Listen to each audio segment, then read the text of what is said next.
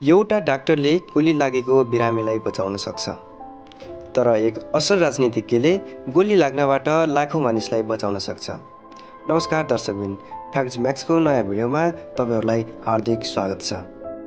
लाखौँ महिलालाई शोषणको गोली लाग्नबाट बचाउन प्रयास गर्ने एक उदाहरणीय व्यक्तित्व हुन् मलाला युसुफजाई, जसले 16 वर्षकै कलिलो उमेरमा नोबेल पिस पुरस्कार प्राप्त गरेकी थिइन्।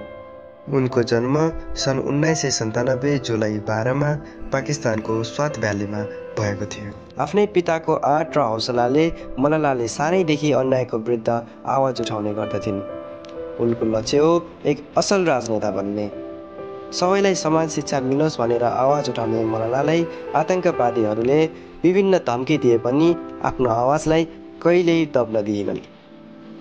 जीवनको हरेक क्षण खतरापूर्ण छ र जुन बेला जे पनि हुन सक्छ, तर जुन व्यक्ति खतरा र डरबाट पछि हट्दैन उनै सफल हुन सक्छ। 15 वर्षकै उमेरमा उनको जीवनमा अकल्पनीय घटना घट्यो। 2012 अक्टोबर 9 मा 15 वर्षको किशोर अवस्थामा सबैलाई समान शिक्षा दिनुपर्छ भनेर आवाज उठाउने मलालाले तालिबानको बन्दुकको गोली खानु पर्यो। गोली उनको टाउकोमै लागेको थियो। असल काम गरेकोले होला मृत्युले पनि मलालामाथि दया गर्यो र उनी टाउकोमा गोली लाग्दा पनि बच्न सफल भइन्।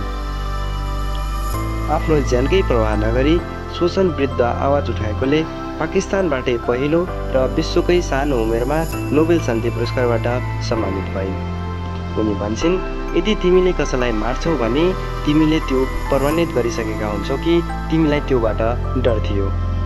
उनले जीवन एक सामाजिक अभियन्ताका रूपमा पाकिस्तानमा मात्र नभएर जति पनि अविकसित देशहरू छन् र जति पनि विश्वभर रहेका बालबालिका छन् सबैलाई गुणस्तरीय शिक्षा पाउनुपर्छ भन्ने अभियानमा सधैँ अघि बढिरहेकी छन्।